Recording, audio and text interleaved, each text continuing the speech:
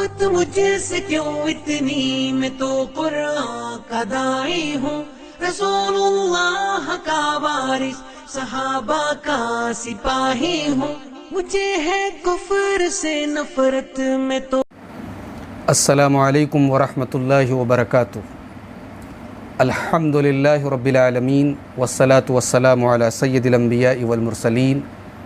وعلی آلہ وصحبہ اجمعین ومن تبعہم بإحسان الی یوم الدین، اما بعد۔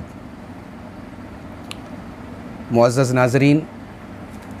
آج بڑے اہم اور بڑے ہی نازک موضوع پر آپ کے سامنے گفتگو کرنا ہے۔ آج کا موضوع ہے صحابہ کرام کی جنگوں کے بارے میں سلف صالحین کا، یا یہ کہہ لیجئے کہ اہل السنہ والجماعہ کا کیا موقف ہے۔ معزز ناظرین، صحابہ کرام کون ہیں، ان کا مقام کیا ہے، ان کا مرتبہ کیا ہے، ہر مسلمان واقف ہے۔ صحابہ کرام کی شان، ان کی عظمت کے لیے بس اتنا کافی ہے کہ اللہ رب العالمین نے صحابہ کرام کے ایمان کو ہمارے ایمان کے لیے معیار قرار دیا۔ اللہ تعالیٰ نے سورۃ البقرہ میں قرآن کریم کے پہلے پارے میں فرمایا، فَإِنْ آمَنُوا بِمِثْلِ مَا آمَنْتُمْ بِهِ فَقَدِ اهْتَدَوْا، اگر یہ لوگ صحابہ کے جیسا ایمان لائیں تب یہ ہدایت پائیں گے۔ اہل سنت والجماعت کا اس بات پر اتفاق ہے کہ تمام کے تمام صحابہ عادل ہیں، الصحابۃ کلھم عدول، تمام کے تمام صحابہ عادل ہیں، انہوں نے اللہ کے دین کو ہم تک پہنچانے میں کوئی کسی قسم کی خیانت کا نعوذ باللہ ارتکاب نہیں کیا ہے، پوری ایمانداری کے ساتھ اللہ کے رسول کی باتوں کو اور اللہ کے دین کو ہم تک پہنچایا ہے۔ یہ صحابہ کرام کے بارے میں ہمارا عقیدہ ہے۔ صحابہ کرام کو برا بھلا کہنا، ان پر لعن طعن کرنا حرام ہے۔ بعد والوں کی زندگی بھر کی نیکی کسی ایک صحابی کی ایک نیکی کے برابر بھی نہیں ہو سکتی۔ اللہ کے پیارے نبی فرماتے ہیں، صحیح بخاری کی 3673 اور صحیح مسلم کی 2541 نمبر کی حدیث ہے، آپ نے فرمایا، لا تسبوا اصحابی فلو ان احدکم انفق مثل احد ذهبا ما بلغ مد احدهم ولا نصیفہ، میرے صحابہ کو برا بھلا نہ کہو، میرے صحابہ کو لعن طعن نہ کرو، اس لیے کہ تم میں سے اگر کوئی احد پہاڑ کے برابر بھی سونا خرچ کر دے، میرے صحابی نے اگر اللہ کی راہ میں ایک مد یا آدھا مد اللہ کی راہ میں صدقہ کیا ہے، اس کا بھی وہ مقابلہ نہیں کر سکتا یا اس کے برابر نہیں ہو سکتا۔ معزز ناظرین، صحابہ کرام میں یقیناً الگ الگ مرتبے ہیں۔ صحابہ کرام میں وہ صحابہ جو فتح مکہ کے بعد ایمان لائے، وہ ان لوگوں کے برابر کبھی نہیں ہو سکتے جو فتح مکہ کے پہلے ایمان لائے۔ پھر جو لوگ فتح مکہ کے پہلے ایمان لائے، اس میں وہ لوگ جو بیعت الرضوان میں شامل تھے، جو صلح حدیبیہ کے موقع پر اللہ کے نبی صلی اللہ علیہ وسلم کے ساتھ بیعت میں شامل تھے، ان کا مقام زیادہ افضل ہے۔ پھر ان میں اصحاب بدر کا مقام زیادہ افضل ہے۔ پھر اصحاب بدر میں جو خلفائے اربعہ ہیں، حضرت ابو بکر، حضرت عمر، حضرت عثمان، حضرت علی، ان کا مقام سب سے اونچا ہے۔ پھر ان میں حضرت ابو بکر کا مقام سب سے اونچا ہے۔ یہ کیٹیگرائزیشن ہے، یہ فرق مراتب ہے صحابہ کے درمیان، لیکن سارے صحابہ جنتی ہیں، یہ ہمارا عقیدہ ہے۔ اللہ تعالیٰ نے سورۃ الحدید کی آیت نمبر 10 میں فرمایا کہ لا یستوی منکم من انفق من قبل الفتح وقاتل اولئک اعظم درجۃ من الذین انفقوا من بعد وقاتلوا وکلا وعد اللہ الحسنی، جو لوگ فتح مکہ کے پہلے ایمان لائے اور اللہ کی راہ میں خرچ کیا اور جہاد کیا، وہ ان لوگوں کے برابر نہیں ہو سکتے جو بعد میں ایمان لائے اور جنہوں نے بعد میں اللہ کے رسول صلی اللہ علیہ وسلم کے ساتھ جہاد کیا۔ وَكُلًّا وَعَدَ اللَّهُ الْحُسْنَى، لیکن ہر ایک سے اللہ تبارک و تعالیٰ نے حسنہ یعنی جنت کا وعدہ کیا ہے۔ ہر فریق صحابہ کی ہر جماعت جنتی ہے۔ معزز ناظرین، اللہ تعالیٰ نے سورۃ الحشر کی آیت نمبر 10 میں صحابہ کرام کے تعلق سے ہمیں یہ تعلیم دی ہے کہ ہم صحابہ کرام کے لیے ہمیشہ دعائے مغفرت کریں، ان کے لیے دعائے رحمت کریں۔ اللہ نے مہاجرین اور انصار کا تذکرہ کرنے کے بعد فرمایا، والذین جاءوا من بعدهم یقولون ربنا اغفر لنا ولإخواننا الذین سبقونا بالایمان ولا تجعل فی قلوبنا غلا للذین آمنوا ربنا انک رؤوف الرحیم۔ اے میرے نبی کے صحابہ، اے ایمان والو، میرے نبی کے صحابہ کے بعد جو لوگ ایمان لائے، والذین جاءوا من بعدهم، جو لوگ بعد میں ایمان لائے، یقولون، وہ اللہ سے دعائیں کرتے ہیں، ربنا اغفر لنا ولاخواننا الذین سبقونا بالایمان، کہ اے ہمارے رب تو ہماری بھی بخشش فرما دے اور ہمارے ان بھائیوں کو بھی بخش دے جو ہم سے پہلے ایمان لائے، وَلَا تَجْعَلْ فِي قُلُوبِنَا غِلًّا لِّلَّذِينَ آمَنُوا، اور اے اللہ تو ہمارے دلوں میں کوئی کینہ کپٹ نہ رکھنا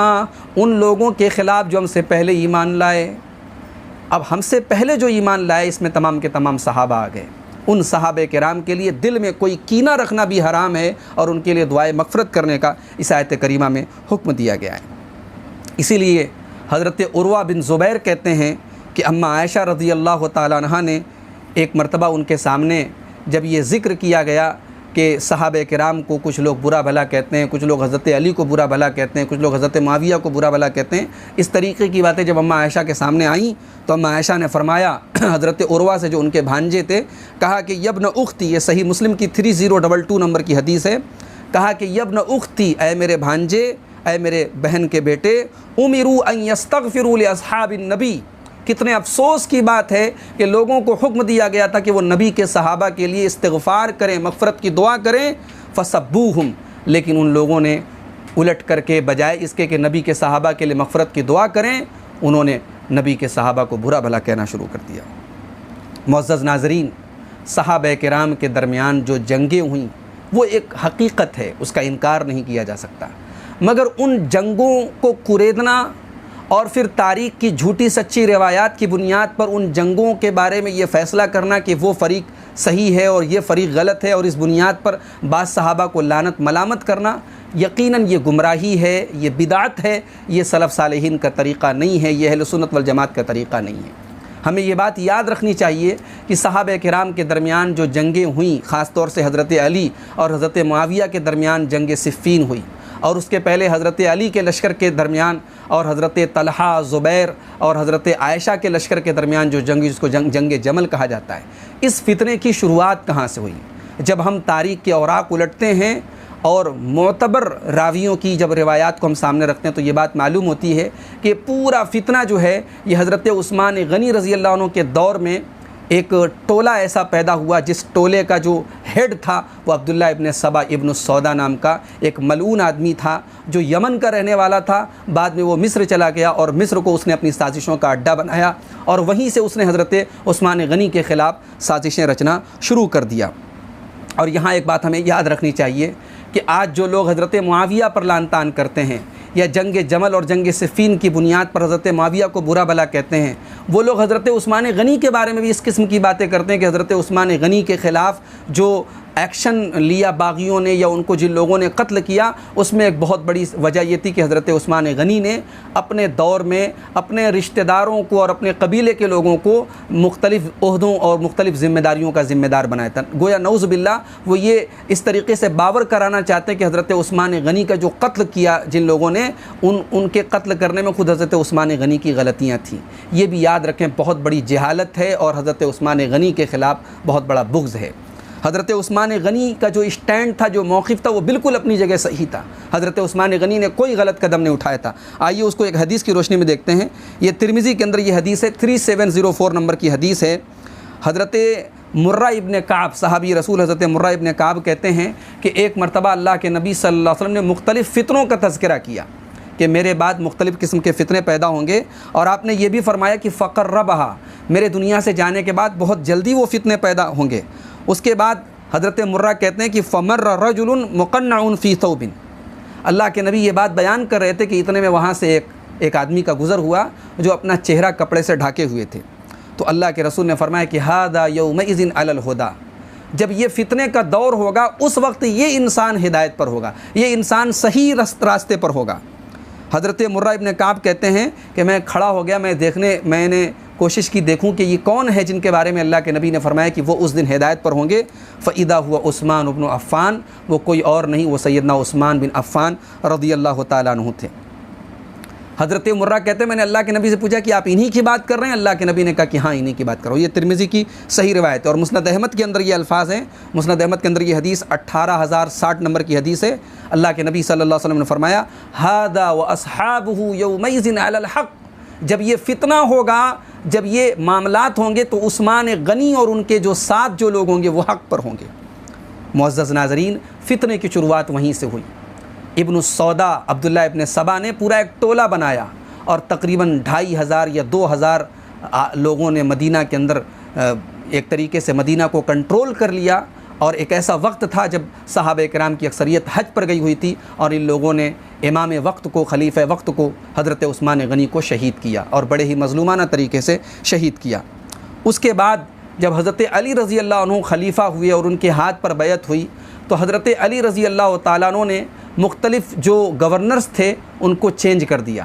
اور حضرت معاویہ رضی اللہ عنہ کی جگہ بھی دوسرے کو گورنر متعین کیا، حضرت امیر معاویہ کو معزول کیا۔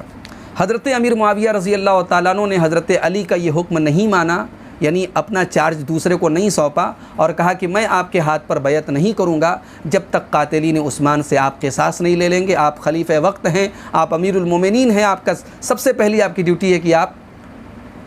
حضرت عثمان غنی کے قاتلوں سے قصاص لیں۔ یہ وہ بنیاد تھی، یہ وہ پوائنٹ تھا جس پر حضرت علی کے درمیان اور حضرت معاویہ کے درمیان اختلاف ہوا۔ اور ہمیں ایک بات یاد رکھنی چاہیے کہ حضرت امیر معاویہ رضی اللہ تعالیٰ عنہ حضرت علی کی خلافت کے منکر نہیں تھے، حضرت علی کے احترام کے منکر نہیں تھے، حضرت علی کے مقام اور مرتبے کے منکر نہیں تھے۔ دونوں کے درمیان جو اختلاف تھا اس کی بنیاد یہی قصاص عثمان تھا۔ اسی لیے علامہ ابن حزم کہتے ہیں وَلَمْ يُنْكِرْ مُعَاوِيَةُ قَطُّ فَضْلَ عَلِيٍّ وَإِسْتِحْقَاقَهُ الْخِلَافَةَ۔ حضرت معاویہ نے کبھی بھی حضرت علی کی خلافت کا انکار نہیں کیا، اور نہ اس بات کا انکار کیا کہ حضرت علی خلافت کے حقدار ہیں۔ وَلَكِنَّ اجْتِهَادَهُ أَدَّاهُ إِلَىٰ أَنَّ رَأْيَ تَقْدِيمِ أَخْذِ الْقَوْدِ مِنْ قَتَلَةِ عثمان عَلَى الْبَيْعَةِ۔ حضرت معاویہ کی رائے یہ تھی کہ بیعت لینے سے پہلے آپ کو یہ کام کرنا چاہیے کہ آپ حضرت عثمان غنی کے قاتلوں سے قصاص لیں۔ وَرَأَى نَفْسَهُ أَحَقَّ بطلب دم عثمان، اور حضرت امیر معاویہ یہ سمجھتے تھے کہ حضرت عثمان غنی کے خون کا بدلہ لینے کا سب سے زیادہ حق میں رکھتا ہوں، میں ان کا رشتہ دار بھی ہوں اور میں ان کے خاندان کا بھی ہوں۔ یہ علامہ ابن حزم نے الفصل فی الملل والاہواء والنحل کے اندر جلد نمبر 4 صفحہ نمبر 160 پر یہ بات بیان فرمائی ہے۔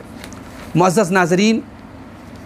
تو ہم یہ بات یاد رکھیں کہ حضرت علی حضرت معاویہ کے درمیان کوئی ایسا نہیں کہ اقتدار کی لڑائی تھی۔ حضرت معاویہ یہ چاہتے تھے کہ آپ خلافت چھوڑ دیں، میں خلیفہ ہو جاؤں، کرسی کی لڑائی تھی، نعوذ باللہ ایسا معاملہ نہیں تھا۔ معاملہ تھا حضرت عثمان غنی کے قصاص کا، اور ایسا بھی نہیں ہے کہ حضرت علی رضی اللہ عنہ قصاص لینا نہیں چاہتے تھے، قصاص لینے کے وہ بھی حق میں اور فیور میں تھے۔ اختلاف صرف طریقہ کار پر تھا۔ حضرت علی کا کہنا یہ تھا کہ ابھی حالات پرسکون نہیں ہیں، ابھی وہ جو قاتلین عثمان ہیں ان کی ایک تعداد مدینہ کے اندر موجود ہے، ان کی ایک تعداد آس پاس کے شہروں میں موجود ہے، اور وہ لوگ حاوی ہیں۔ جب حالات پرسکون ہو جائے، فتنے کی آگ دب جائے، پھر میں ایک ایک قاتل سے قصاص لوں گا۔ حضرت علی کا اوپینین یہ تھا، اور حضرت معاویہ کا خیال یہ تھا کہ نہیں، آپ پہلے ان قاتلوں کو چن چن کر کے ان سے قصاص لیں۔ خلیفہ مظلوم کو اتنی بے دردی سے انہوں نے قتل کیا ہے، یہ پہلی ہماری جو ہے پرائیورٹی ہونی چاہیے، پہلی ہماری ترجیح ہونی چاہیے۔ ربیع الآخر سن 36 ہجری میں حضرت عثمان غنی رضی اللہ عنہ کی شہادت کے 2.5 مہینے کے بعد آپ کہہ سکتے ہیں، ذی الحجہ میں ان کا انتقال ہوا۔ اس کے بعد محرم، ربیع الاول، ربیع الآخر، 2.5 مہینے کے بعد سن 36 ہجری میں حضرت طلحہ اور حضرت زبیر یہ دونوں مکہ آئے، اور یہ اماں عائشہ رضی اللہ عنہا سے ملاقات کی ان لوگوں نے۔ ان لوگوں کے دل پر یہ احساس تھا کہ حضرت عثمان غنی شہید ہو گئے اور ہم ان کو بچانے کے لیے کچھ نہیں کر سکے۔ اور یہاں ہمیں ایک بات یاد رکھنی چاہیے کہ حضرت عثمان غنی نے اپنے دفاع کے لیے کسی کو بھی تلوار اٹھانے کی اجازت نہیں تھی۔ حضرت عثمان غنی کا یہ بڑا ہی سخت موقف تھا کہ میں مدینۃ الرسول کے اندر خون بہنے نہیں دوں گا، اور اپنے لیے میں کسی کو تلوار اٹھانے کی اجازت نہیں دوں گا۔ اس وجہ سے بھی صحابہ کرام کے ہاتھ بدے ہوئے تھے اور باغیوں کے خلاف کوئی ایسا ایکشن نہیں لے سکے۔ تو وہ ایک قسم کا احساس تھا حضرت طلحہ اور زبیر کے اندر کہ حضرت عثمان غنی شہید ہو گئے اور ہم کچھ نہیں کر سکے، تو اب کم سے کم ان کے قاتلوں سے ہم قصاص لے کر کے اس کی تلافی کر سکیں۔ چنانچہ حضرت عائشہ رضی اللہ عنہا کے ساتھ ان دونوں کا مشورہ ہوا، اور اماں عائشہ رضی اللہ عنہا کی کے ساتھ مل کر کے یہ اتفاق ہوا کہ حالات کی اصلاح کرنے کے لیے اور قاتلوں سے قصاص کے لیے ہمیں بصرہ جانا چاہیے۔ حضرت عائشہ رضی اللہ عنہا حضرت طلحہ اور زبیر کے ساتھ مکہ سے بصرہ کی طرف کوچ کرتی ہیں، وہاں سے نکلتی ہیں۔ لیکن یہاں یہ بات یاد رکھیں کہ اماں عائشہ کا کوئی جنگ کرنے کا ارادہ نہیں تھا۔ اماں عائشہ مسلمانوں کے حالات کی اصلاح کرنے کے لیے اور قاتلین عثمان جو تھے ان کو ان کے انجام تک پہنچانے کے لیے حضرت عائشہ مکہ سے نکلی تھیں۔ لیکن حضرت علی رضی اللہ عنہ کا یہ اسٹینڈ تھا کہ چونکہ میں خلیفہ وقت ہوں، میں امیر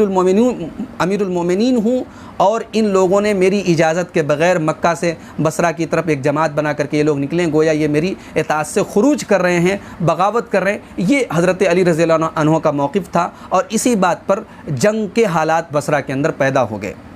لیکن حضرت عائشہ کا جو اسٹینڈ تھا وہ ان کے کچھ لیٹرز اور خطوط سے ہم دیکھتے ہیں۔ علامہ ابن حبان نے اپنی کتاب الثقات کی جلد نمبر 2 صفحہ نمبر 282 پر نقل کیا ہے کہ اس وقت کوفہ کے جو گورنر تھے حضرت ابو موسیٰ اشعری، حضرت عائشہ نے ان کو خط لکھا اور کہا کہ فَإِنَّهُ قَدْ كَانَ مِنْ قَتْلِ عثمان، تم جانتے ہو کہ حضرت عثمان غنی قتل ہو گئے، وَقَدْ خَرَجْتُ مُصْلِحَةً بَيْنَ النَّاسِ، میں لوگوں کے درمیان اصلاح کرنے کے لیے نکلی ہوں، فَمُرْ مَنْ قِبَلَكَ بِالْقَرَارِ فِي مَنَازِلِهِمْ، تو اے ابو موسیٰ اشعری، جو تمہارے آس پاس کے جو لوگ ہیں، تمہارے علاقے کے جو لوگ ہیں، ان کو حکم دو کہ وہ اپنے گھروں میں رہیں، وَالرِّضَى بِالْعَافِيَةِ، اور عافیت کے ساتھ رہیں، حَتَّى يَأْتِيَهُمْ مَا يُحِبُّونَ مِنْ صَلَاحِ أَمْرِ الْمُؤْمِنِينَ، یہاں تک کہ مومنوں کے معاملات کی اصلاح ہو جائے، جو حالات بگڑے ہوئے حالات سدھر جائیں، لوگ کوئی فساد نہ کرے، لوگ اپنے گھروں میں رہیں۔ یہ کون لکھ رہا ہے؟ یہ اماں عائشہ رضی اللہ تعالیٰ عنہ لکھ رہی ہیں ابو موسیٰ اشعری کو، جو حضرت علی کی طرف سے مقرر کردہ اس وقت کوفہ کے گورنر تھے۔ اسی لیے حضرت علی رضی اللہ عنہ نے جب قعقاع بن عمرو کو بھیجا اماں عائشہ کے پاس یہ پتہ کرنے کے لیے آپ کیوں آئی ہیں مکہ سے بصرہ، تو انہوں نے آ کر کے اماں عائشہ کو سلام کیا قعقاع بن عمرو نے، اور کہا کہ ای امہ، اے امی جان، ما اشخصک وما اقدمک هذه البلدہ، آپ مکہ سے بصرہ کیوں آئی ہیں؟ تو اماں عائشہ نے فرمایا کہ ای بنیہ اصلاح بین الناس، میں اصلاح کے لیے آئی ہوں، حالات سدھر جائیں۔ حضرت عائشہ جانتی تھی کہ میں ام المومنین ہوں، تمام مسلمان مجھے احترام کی نظروں سے دیکھتے ہیں، شاید وہ لوگ جو اس سبائی پروپیگنڈے کے شکار ہوئے ہیں وہ میری شخصیت کو دیکھ کر کے باز آ جائیں اور یہ فتنہ ختم ہو جائے اور معاملات کی اصلاح ہو جائے۔ اس مقصد کے تحت اماں عائشہ آئی تھی۔ انہوں نے فرمایا کہ میں لوگوں کے درمیان اصلاح کرنے کے لیے آئی ہوں۔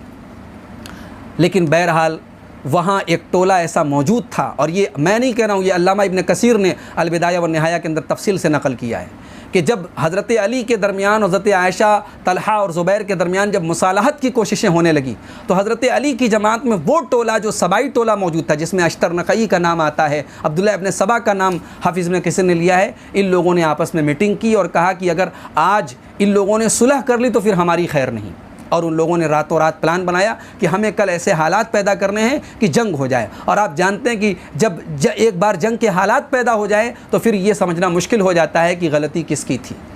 بہرحال جنگ ہوئی، جنگ جمل کے نام سے، حضرت علی رضی اللہ عنہ کے لشکر میں اور حضرت طلحہ، زبیر اور حضرت عائشہ کا جو لشکر تھا، ان دونوں لشکروں اور دونوں جماعتوں کے درمیان جنگ ہوئی۔ جنگ کے بعد حضرت علی رضی اللہ تعالیٰ عنہ اماں عائشہ کے پاس آئے، اور یہ شذرات الذہب جلد نمبر 1 صفحہ نمبر 42 کی عبارت میں پڑھ رہا ہوں۔ انہوں نے آ کر کے اماں عائشہ سے کہا غفر اللہ لکی، اللہ تعالیٰ آپ کو معاف فرمائے۔ اماں عائشہ نے فرمایا ولکی، اور اللہ تعالیٰ آپ کو بھی معاف فرمائے، ما اردت الا الاصلاح، میرا مقصد کوئی نہیں تھا سوائے اصلاح کے۔ لہٰذا روافض جو اماں عائشہ پر الزام لگاتے ہیں کہ انہوں نے حضرت علی کے خلاف خروج کیا، بغاوت کی، اور قرآن کی اس آیت کی انہوں نے مخالفت کی جس میں اللہ تعالیٰ نے نبی کی بیویوں کو حکم دیا تھا اور ایمان والی عورتوں کو حکم دیا تھا۔ سورہ احزاب کی آیت کے اندر اللہ نے آیت نمبر 33 کے اندر کہ وقرن فی بیوتکن ولا تبرجن تبرج الجاہلیۃ الاولی، کہ اے نبی کی بیویوں اپنے گھروں میں جمی رہو اور بناؤ سنگھار کر کے اپنے گھروں سے نہ نکلا کرو۔ تو جو رافضی ہیں وہ اس آیت کی مخالفت کا الزام جو اماں عائشہ پر لگاتے ہیں وہ جھوٹا اور بھونڈا الزام ہے۔ اماں عائشہ رضی اللہ تعالیٰ عنہ مسلمانوں کے درمیان اصلاح کرنے کے لیے نکلی تھی۔ اسی لیے علامہ ابن تیمیہ کہتے ہیں کہ فہیہ رضی اللہ عنہ، حضرت عائشہ رضی اللہ عنہ لم تتبرج تبرج الجاہلیۃ الاولی، انہوں نے دور جاہلیت کی طرح کوئی بناؤ سنگھار کر کے وہ نہیں نکلی تھی۔ والامر بالاستقرار فی البیوت لا ینافی الخروج لمصلحۃ مأمور بها، علامہ ابن تیمیہ کہہ رہے ہیں کہ قرآن میں جو حکم دیا گیا کہ اپنے گھروں میں جمی رہو، نبی کی بیویوں کو جو حکم دیا گیا، تو کسی مصلحت کے لیے نکلنا یہ اس حکم کے خلاف اور منافی نہیں ہے۔ کما لو خرجت للحج والعمرہ، جیسے اللہ کے نبی کی بیویاں حج اور عمرہ کے لیے نکلتی تھیں، او خرجت مع زوجها فی سفرہ، یا کوئی مسلمان عورت اپنے شوہر کے ساتھ سفر پہ جائے، فإن هذه الآیہ قد نزلت فی حیات النبی صلی اللہ علیہ وسلم، یہ آیت اللہ کے نبی کے دور میں آپ کی زندگی میں نازل ہوئی۔ وقد سافر بہن رسول اللہ صلی اللہ علیہ وسلم بعد ذلک، اور اللہ کے نبی اپنی بیویوں کو لے کر کے کئی بار سفر میں گئے اس آیت کے نازل ہونے کے بعد بھی۔ کما سافر فی حجۃ الوداع بعائشہ رضی اللہ عنہا وغیرہا، جیسے حجۃ الوداع کے موقع پر اللہ کے نبی اپنی اہلیہ، اپنی بیوی اماں عائشہ کے ساتھ اور دیگر بیویوں کے ساتھ آپ گئے تھے۔ وارسلہا مع عبد الرحمن اخیہا، اور حجۃ الوداع کے موقع پر جب حضرت عائشہ پیریڈ سے ہو گئیں تو اللہ کے نبی نے ان کے بھائی عبد الرحمن کے ساتھ ان کو بھیجا، فاردفہا خلفہ، اور حضرت عبد الرحمن نے اپنے سواری پر اپنے پیچھے اماں عائشہ کو بٹھایا، وَأَعْمَرَهَا مِنَ التَّنْعِيمِ، اور مقام تنعیم سے ان کو عمرہ کرایا۔ اس کے بعد کئی مثالیں علامہ ابن تیمیہ پیش کرتے ہیں کہ اللہ کے رسول کی وفات کے بعد بھی اللہ کے رسول کی جو بیویاں تھیں امہات المومنین وہ برابر حج کرتی تھیں، اور ان کا یہ نکلنا اس کو کسی نے غلط نہیں قرار دیا۔ تو کہتے ہیں وَإِذَا كَانَ سَفَرُهُنَّ لِمَصْلَحَةٍ جَائِزَةٍ، جب کسی مصلحت کے لیے وہ سفر کر سکتی تھیں، فَعَائِشَةُ اعتقدت أَنَّ ذَلِكَ السَّفَرَ لِمَصْلَحَةِ الْمُسْلِمِينَ، تو اماں عائشہ رضی اللہ عنہا کا یہ ماننا تھا کہ میں نے جو یہ مکہ سے بصرہ کا سفر کیا ہے یہ مسلمانوں کی مصلحت کے لیے کیا ہے، ان کی اصلاح کے لیے کیا ہے۔ یہ منہاج السنہ کی جلد نمبر 4 صفحہ نمبر 317 پر علامہ ابن تیمیہ کا یہ پورا کمنٹ موجود ہے۔ جنگ صفین کے اندر بھی یہی معاملہ ہوا۔ حضرت علی حضرت معاویہ کے درمیان جو جنگ ہوئی، جنگ صفین، اس جنگ میں بھی دونوں فریقین کے درمیان صلح کے حالات ہو گئے تھے، مگر فسادیوں نے جنگ کرا کر کے ہی انہوں نے وہ مانے اور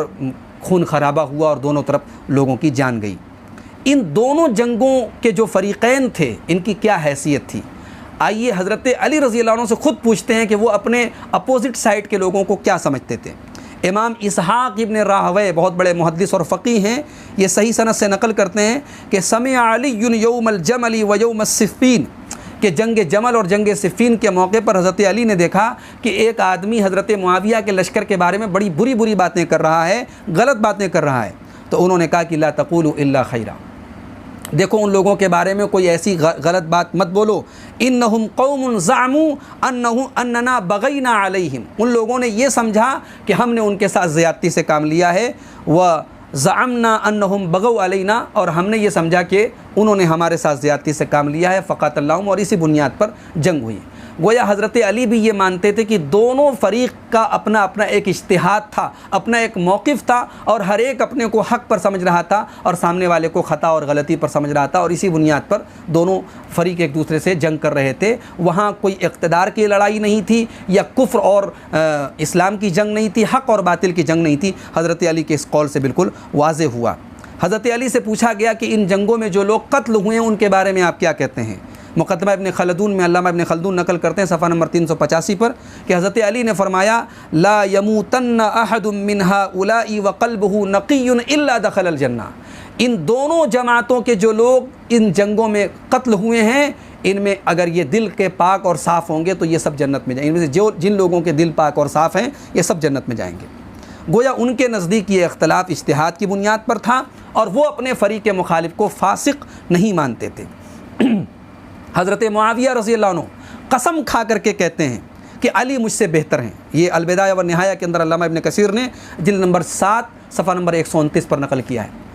حضرت معاویہ قسم کھا کر کے کہتے ہیں کہ علی مجھ سے بہتر ہیں اور مجھ سے افضل ہیں، اور میرا ان سے اختلاف صرف حضرت عثمان کے قصاص کے مسئلے میں ہے۔ اگر وہ خون عثمان کا قصاص لے لیں تو اہل شام میں سب سے پہلے ان کے ہاتھ پر میں بیعت کروں گا۔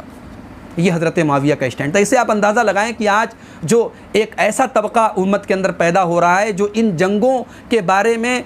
غلط سلط نظریات لوگوں کے دل و دماغ میں بٹھا رہا ہے، اور اگر کوئی حضرت معاویہ کا دفاع کرے تو اس کو ناسبی قرار دیتا ہے۔ میرے بھائیوں، اہل بیت سے محبت ہم بھی کرتے ہیں، سیدنا علی مرتضیٰ سے محبت ہم بھی کرتے ہیں، مگر اس محبت کا قطعاً یہ مطلب نہیں کہ ہم حضرت علی حضرت معاویہ کے خلاف اور ان کے ساتھ جو دیگر صحابہ تھے ان کے خلاف ہم ذہنوں میں بغض اور عداوت بھر دیں، وہ بھی تاریخ کی جھوٹی سچی روایتوں کی بنیاد پر۔ اگر تاریخ کی ان جھوٹی سچی روایتوں کو ہی ماننا ہے تو پھر ان روایات میں بہت ساری ایسی باتیں بھی ہیں جو حضرت علی رضی اللہ عنہ کی شان کو گراتی ہیں، نعوذ باللہ۔ حضرت علی کے بارے میں ایسا تصور پیش کرتی ہیں کہ وہ حضرت معاویہ چھوڑو حضرت ابوبکر اور عمر سے بھی اپنے آپ کو افضل سمجھتے ہیں۔ کیا اہل سنت والجماعت کا یہی عقیدہ ہے؟ ہاں، یہ ان لوگوں کا عقیدہ ہو سکتا ہے جو حضرت علی کو معصوم مانتے ہیں، جو 12 اماموں کا عقیدہ رکھتے ہیں۔ اہل سنت والجماعت کا یہ عقیدہ کبھی نہیں رہا ہے۔ میرے بھائیو، آج افسوس کی بات ہے کہ ان جنگوں کے بارے میں تاریخ کی جھوٹی روایات کی بنیاد پر یا بعض صحیح احادیث کو توڑ مروڑ کر کے پیش کر کے حضرت معاویہ کے خلاف ایسی ذہن سازی کر دی گئی ہے کہ بعض لوگ حضرت معاویہ کا نام بھی ادب سے لینا پسند نہیں کرتے۔ حضرت معاویہ کا نام آتا ہے تو ان کے ذہن میں یعنی ایک بڑی ہی غلط شبیہ ان کے ذہن میں پیدا ہوتی ہے۔ یہ حضرت معاویہ کون ہے؟ جنگ صفین کی تیاری چل رہی ہے، حضرت معاویہ کو پتہ چلا کہ ملک شام کا جو رومی جو بادشاہ ہے، شاہ روم، اس نے مسلمانوں کے خلاف بہت بڑا لشکر تیار کرنے کی اس نے ٹھان لی ہے اور مسلمانوں پر حملہ کرنے والا ہے، یہ سوچ کر کہ مسلمان تو ابھی آپس میں لڑ رہے ہیں۔ حضرت معاویہ کو بھنک لگی، انہوں نے خط لکھا، اور ان کے جو خط کے الفاظ ہیں حافظ ابن کثیر رحمۃ اللہ علیہ نے البدایہ والنہایہ کی جلد نمبر 8 صفحہ نمبر 199 پر نقل کیا ہے۔ کہتے ہیں واللہ لئن لم تنتہی وترجع الی بلادک یا لعین، اے ملعون سن لے، اگر اللہ کی قسم تو باز نہیں آیا اور اپنے ملک کی طرف تو واپس نہیں پلٹا، لأصطلحن انا وابن عمی، تو میں اور میرے چچا کا بیٹا علی دونوں صلح کر لیں گے۔ اللہ اکبر۔ سیدنا علی مرتضیٰ کو حضرت معاویہ یہاں پہ اپنے چچا کا بیٹا کہہ رہے ہیں۔ اور یہاں یہ بات یاد رکھیں کہ جو یہ کہانیاں گڑی گئیں کہ بنو ہاشم میں اور بنو امیہ میں بڑی دشمنی تھی، بڑی عداوت تھی، آپ رشتہ داریاں دیکھیں، اور یہ رشتہ داریاں کہاں سے شروع ہو رہی ہیں؟ حضرت اللہ کے نبی صلی اللہ علیہ وسلم کے دادا کے زمانے سے بنو ہاشم اور بنو امیہ یہی دونوں بڑے خاندان تھے قریش کے، جن کے ہاتھ میں قیادت اور لیڈرشپ تھی، اس زمانے سے رشتہ داریاں تھیں۔ اللہ کے رسول کا چچا تھا ابو لہب، ابو لہب کی بیوی کا نام کیا ہے؟ جمیل، جس کے بارے میں قرآن کی آیت نازل ہوئی وامرأتہ حمالۃ الحطب۔ یہ جمیل کس خاندان کی تھی؟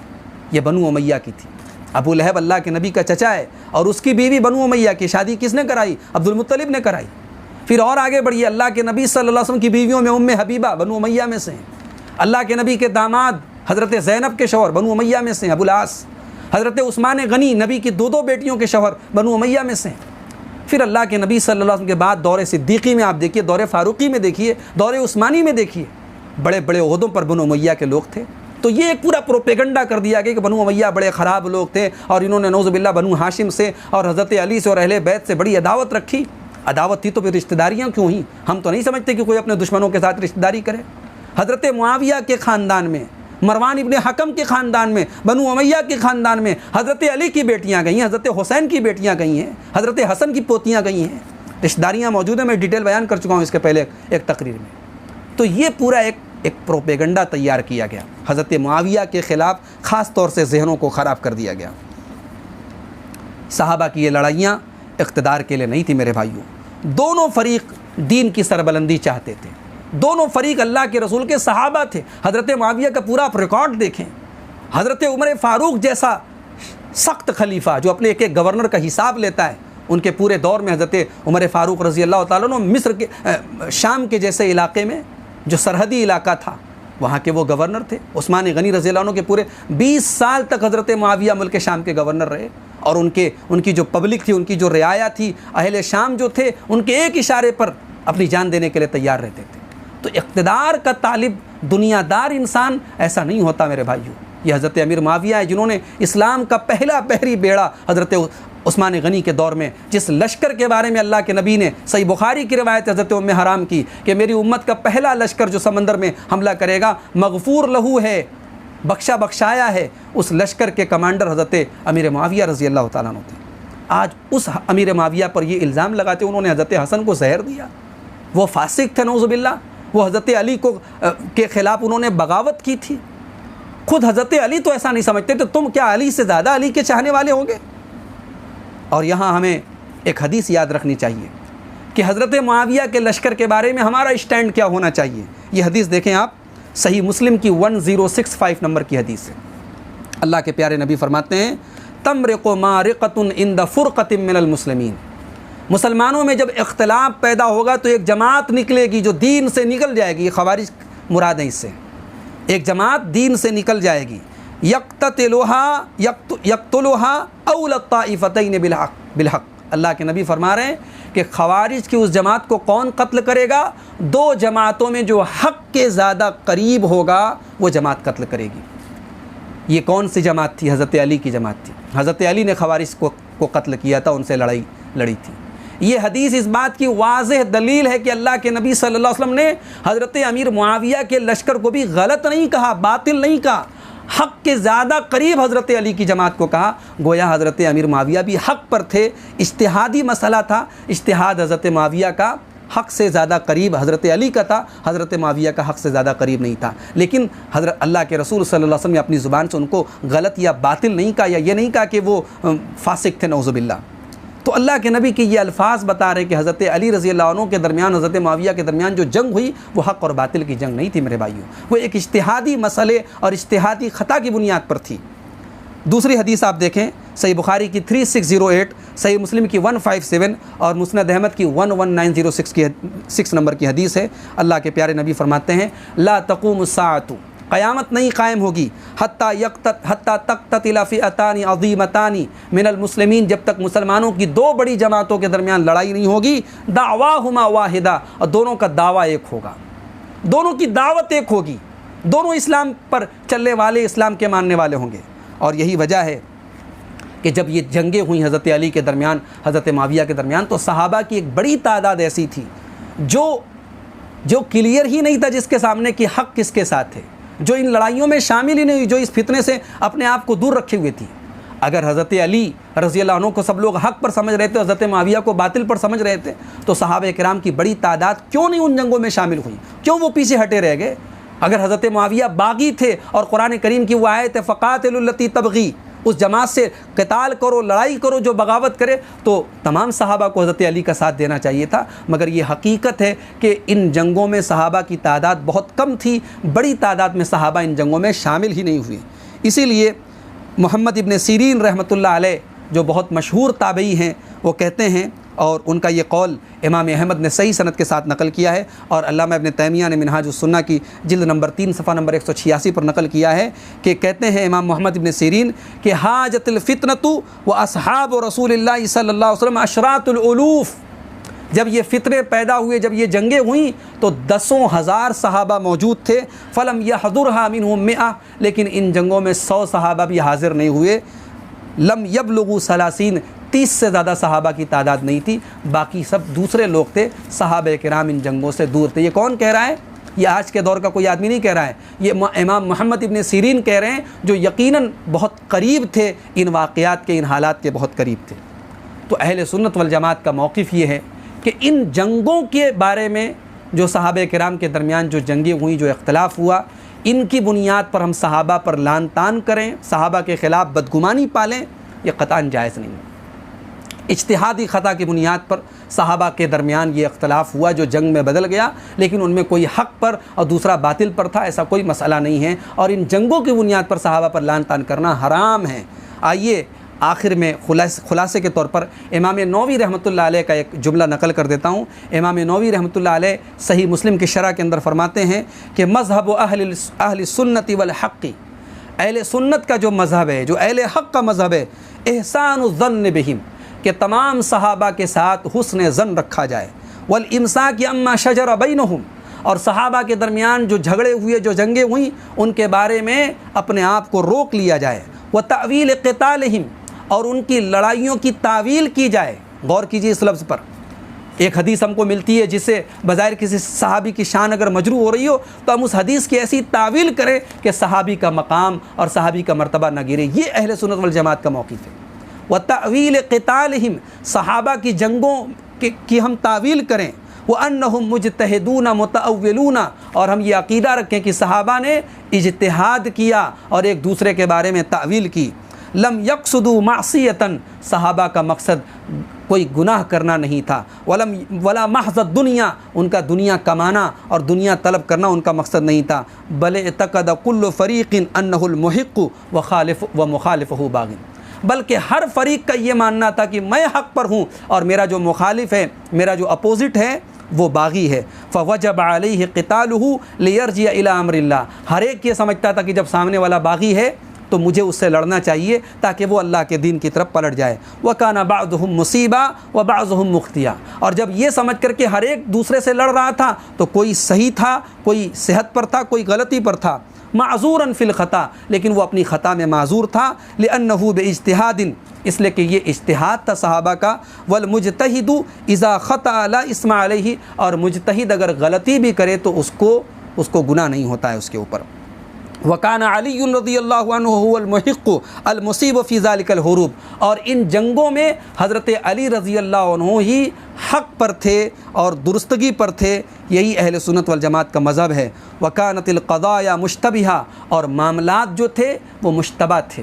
کنفیوژن والے تھے، معاملات کلیئر نہیں تھے، معاملات واضح نہیں تھے. حتی ان جماعۃ من الصحابۃ تحیروا فیہا، یہاں تک کہ صحابہ کی ایک جماعت ان معاملات کو لے کر کے حیران اور پریشان تھی. فاعتزلوا الطائفتین، اور وہ ان دونوں لشکروں سے اپنے آپ کو الگ کیے ہوئے تھی. ولم یقاتلوا، اور نہ وہ علی کے ساتھ انہوں نے لڑائی کی نہ معاویہ کے ساتھ لڑائی کی. ولو تیقنوا الصواب، اگر انہیں یقین ہوتا کہ علی حق پر ہیں اور معاویہ غلط ہیں، یا معاویہ حق پر ہیں علی غلط پر ہیں، لم یتأخروا عن مساعدتہ، تو جس کو وہ حق سمجھتے اس کی مدد کرنے سے کبھی پیچھے نہ رہتے. یہ بڑا ہی صاف اور واضح جو ہے جو موقف ہے اہل سنت والجماعت کا، اسے امام نووی رحمۃ اللہ علیہ نے بیان کیا ہے. تو آج کی ہماری گفتگو کا جو خلاصہ ہے محترم ناظرین، وہ یہ ہے کہ اول تو ہمیں صحابہ کرام کی ان جنگوں کے پیچھے پڑنا ہی نہیں چاہیے. ہمیں قرآن کریم کی اس آیت کو اپنے ذہن میں رکھنا چاہیے جو اللہ نے ہمیں جس میں ادب سکھایا ہے کہ ہم اپنے سے پہلے کے لوگوں کے، اپنے پہلے سے کے ایمان والوں کے بارے میں ہم دعا کریں.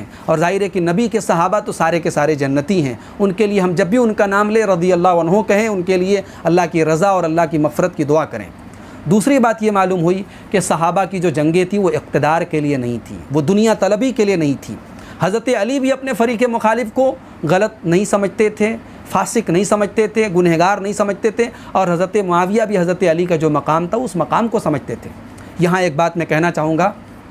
صحیح مسلم کی وہ روایت آپ دیکھیے، جب حضرت حسن رضی اللہ عنہ بہت بڑا لشکر لے کر کے حضرت معاویہ سے جنگ کرنے کے لیے بڑھے، اور حضرت معاویہ اور حضرت عمرو بن عاص میں بات چیت ہو رہی تھی، تو اس موقع پر حضرت معاویہ نے جو جملہ کہا تھا وہ ہمیں یاد رکھنا چاہیے. حضرت معاویہ نے کہا تھا کہ اے عمرو، اگر یہ جنگیں ہو گئی تو مسلمانوں کے بچوں کا کیا ہوگا، مسلمانوں کی عورتوں کا کیا ہوگا، یہ جو خون بہے گا، یہ جو لوگ مارے جائیں گے ان کا پھر کون ہوگا، یہ خون خرابہ رکنا چاہیے. اور اس کے بعد حضرت معاویہ صلح کے لیے، یہ صحیح بخاری اور صحیح مسلم کی روایت ہے. تو جو امیر معاویہ مسلمانوں کے خون کو بچانے کی فکر کریں، جن کے دل میں اللہ تعالیٰ نے امت کا ایسا درد دیا ہو، جو روم کے بادشاہ کو دھمکی دیں کہ اگر تم نے ہماری سرحدوں کی طرف آنکھ اٹھائی تو ہم حضرت علی کے ساتھ صلح کر کے تمہارے اوپر حملہ کریں گے. اور جو حضرت علی کے بارے میں کہہ رہے ہوں کہ ہمارا اختلاف صرف حضرت عثمان غنی سے قصاص کے بارے میں، اگر حضرت علی قصاص لے لے تو اہل شام میں سب سے پہلے میں بیعت کروں گا. ان تمام چیزوں کی بنیاد پر یہ بات واضح ہو جاتی ہے کہ حضرت معاویہ کے اوپر جو الزامات لگائے جاتے ہیں وہ جھوٹے اور بے بنیاد ہیں. اور ان جنگوں کی بنیاد پر حضرت معاویہ کے خلاف یا ان کے ساتھ جو لوگ بھی تھے ان کے خلاف زبان درازی کرنا یہ غلط ہے، یہ اہل سنت والجماعت کے منہج کے خلاف ہے. انشاءاللہ ہمارا الگ سے ایک ٹاپک اور ایک پورا کلپ ہوگا جس میں ہم حضرت معاویہ کے اوپر جو کامن جو الزام لگائے جاتے ہیں، جس میں ایک بہت بڑا الزام یہ ہے کہ حضرت معاویہ نے حضرت حسن کو زہر دیا، یا حضرت حسن رضی اللہ عنہ کی وفات پر انہوں نے خوشی کا اظہار کیا، یا انہوں نے اپنے بیٹے یزید کو صرف اس لیے ولی عہد بنایا کیونکہ وہ ان کا بیٹا تھا،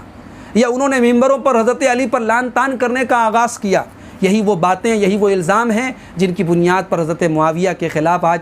اہل سنت والجماعت کے بہت سارے نوجوانوں اور بہت سارے لوگوں کے ذہنوں کو خراب کر دیا گیا. ہم انشاءاللہ مستقل ایک کلپ میں اس موضوع پر روشنی ڈالیں گے. آج کے اس کلپ میں اور آج کے اس پروگرام میں میں سمجھتا ہوں کہ آپ کے سامنے واضح ہو گیا ہوگا کہ ان جنگوں کے بارے میں ہمیں جو طریقہ اپنانا ہے سلف صالحین کا وہ یہی ہے کہ ہم دونوں جو جماعتیں تھی صحابہ کی، دونوں کا احترام کریں اور ان جنگوں کو اجتہاد کی بنیاد پر مانیں. بعض لوگ کہتے ہیں کہ حضرت علی حق پر تھے تو لہٰذا حضرت معاویہ باطل پر تھے. اگر نعوذ باللہ حضرت معاویہ باطل پر تھے تو پھر آپ صحیح مسلم کی اس حدیث کا کیا کریں گے جس میں اللہ کے نبی نے دونوں جماعتوں میں سے ایک جماعت کو حق کے زیادہ قریب کہا ہے، یعنی دوسری جماعت ناحق نہیں ہے. پھر آپ اللہ کے نبی کی اس حدیث کا کیا کریں گے جس میں آپ نے حضرت حسن کے بارے میں کہا کہ میرے اس بیٹے کے ذریعے اللہ مسلمانوں کی دو جماعتوں کے درمیان صلح کرائے گا. پھر آپ اس حدیث کا کیا کریں گے جس میں اللہ کے نبی نے دونوں جماعتوں کے بارے میں فرمایا دعواہما واحدہ، دونوں جماعتوں کی دعوت ایک ہوگی. گویا دونوں دین کے پیروکار ہیں، دونوں رسول اللہ کے شہدائی ہیں، دونوں طرف صحابہ ہیں. ہم علی رضی اللہ عنہ کا احترام کرتے ہیں، اس کا قطعاً یہ مطلب نہیں کہ ہم معاویہ سے بغض رکھیں، اور معاویہ رضی اللہ عنہ کے احترام کا قطعاً یہ مطلب نہیں کہ ہم حضرت علی رضی اللہ عنہ کو برا بھلا کہیں. یہی آج کی میری تقریر کا پیغام ہے کہ ہم اہل بیت کے بھی چاہنے والے بنیں، ہم اصحاب رسول کے بھی چاہنے والے بنیں. نہ اہل بیت کی محبت کے نام پر کوئی ایسا کام کرے جو غلط ہو،